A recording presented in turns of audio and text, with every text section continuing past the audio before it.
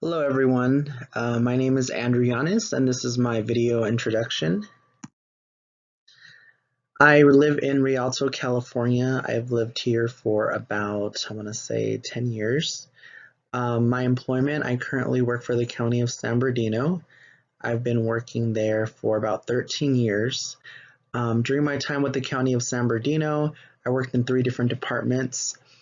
I first started my time with the county in Arrowhead Regional Medical Center. I was the supervisor there for dietary services. I enjoyed what I did there. I kind of worked my way up from just being a food server.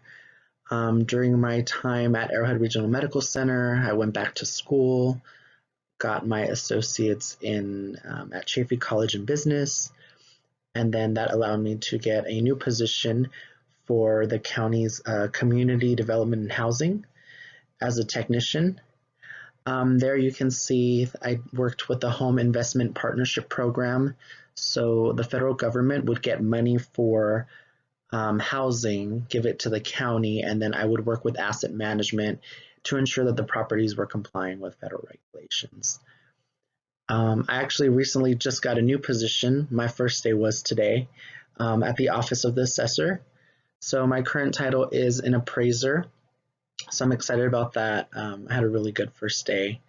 So I'm excited to see where that takes me in my career endeavors. My career goal is to be in human resources because I like working with people so much. But right now I'm just kind of going wherever I guess the cash flow is to pay for this master's program.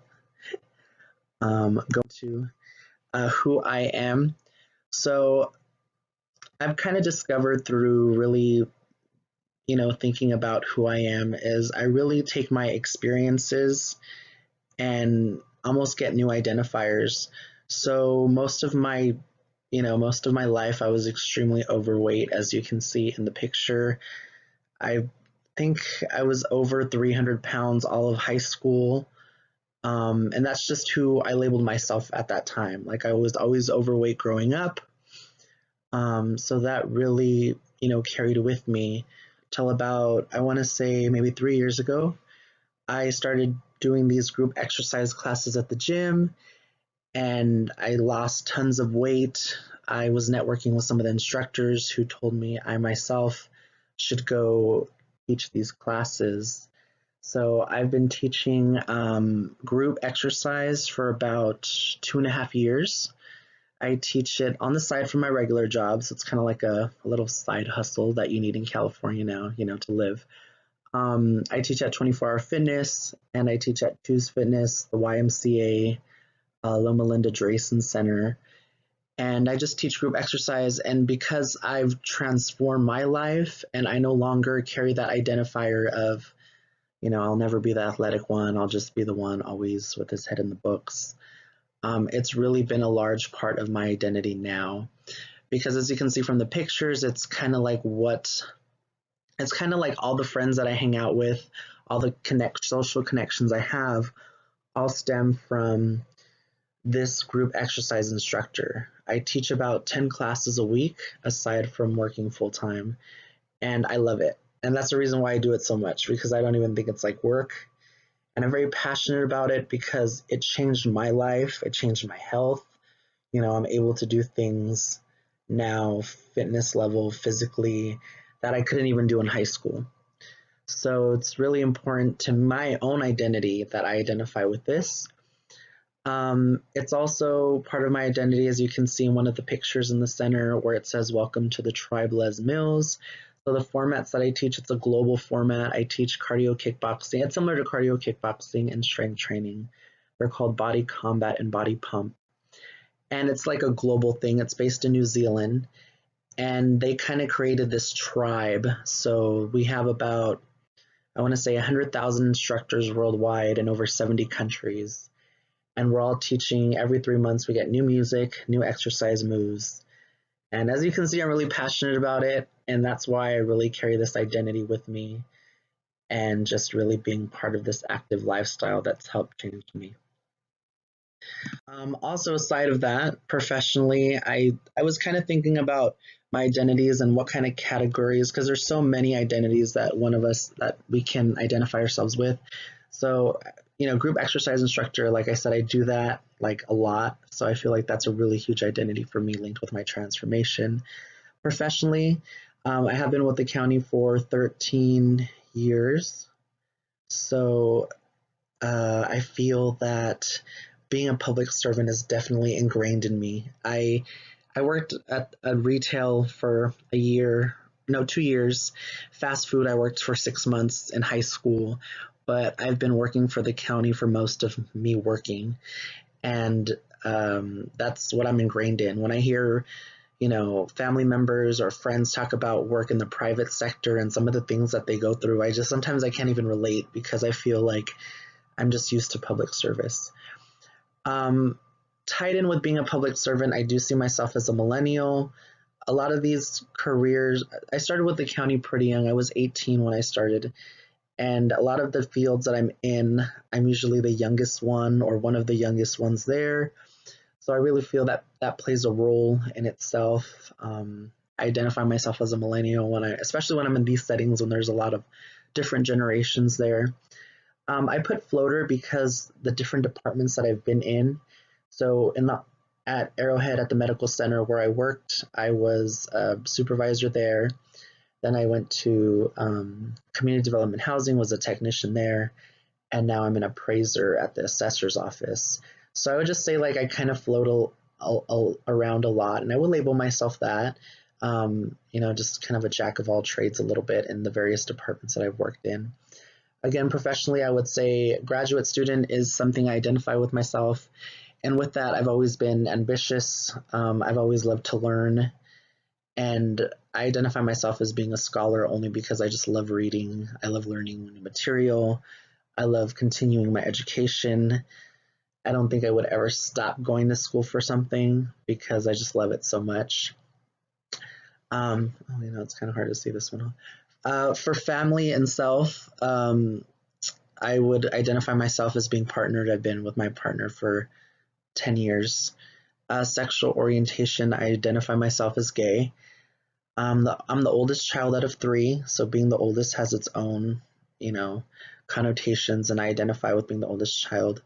I think my little video is blocking it, but I was raised Catholic. However, I identify myself more as spiritual because I don't really do the whole, strict Catholic thing.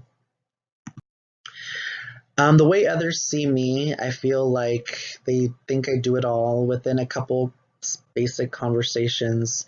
They're like, you go to school, you work full time, and you teach all these classes, like you just do it all. Most of my family, they see me as a scholar. Usually my personality, I've been told I'm energetic, optimistic. They see light skin and color eyes, so they probably assume that I'm Caucasian, or they don't see Hispanic, or they wouldn't think that I speak Spanish. My sexual orientation, I feel that from just experiences that I've had that it's people don't know. I've heard people that say, "Oh, I knew right away. I knew as soon as I met you that you were gay." I've heard people that said, "I had no idea you were."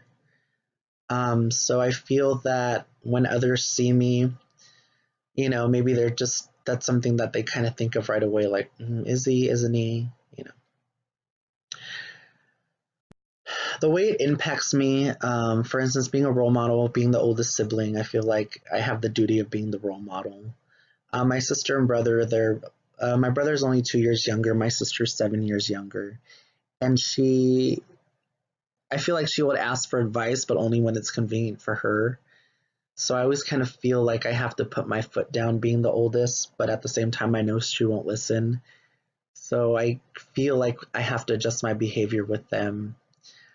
Another impact were weary of small talk conversations, fishing, sexual orientation. So again, this kind of ties into, I feel like I'm not sure if people know right away or not, or they insinuate when they first meet me. So I'm very on guard, and sometimes when people are talking in small talk and they say, There's always that question when you kind of meet someone you're trying to get, especially like at a new job. So do you have any kids? Are you married? And I get really on guard about those questions because sometimes I'm not, with my orientation, I don't always want to come out and say it. I'm not sure why I don't always want to come out and say it. I just feel like that's not what I want to tell somebody right away. And sometimes when someone's asking questions, I'm not ready to answer those. So I kind of still don't even know how to answer those. So, I'll say I have no kids, but there's been situations where, and I feel that it's because I get put in these situations where I have to kind of like work around, because sometimes a new coworker is trying to get to know you, and the first thing they say is, well, are you in a relationship? Are you married? Or sometimes they insinuate, like, oh, your girlfriend must be, so when I'm meeting somebody new, I'm very unreserved, and I always feel like I have to pay close attention to how they're asking me things, and I get a little suspicious of if they're fishing, if they want to know. In the previous slide, I said that I come off as energetic, optimistic, so sometimes I feel like I'm that person to remain upbeat and come in and not feel like a Debbie Downer. So I always kind of stay upbeat, and when I have negative feelings or emotions, I kind of keep those reserved. And then also the feeling like I have to do it all. So people say like, oh, you're so inspirational, you've lost a lot of weight, you go to school, you do this, you do that. And that's something that I feel like I have to keep doing. And sometimes I put myself in the box like, oh, well, I don't want to just be at home doing nothing because I'm known to do it all. And that's how I identify myself. Thank you so much for listening and have a great day.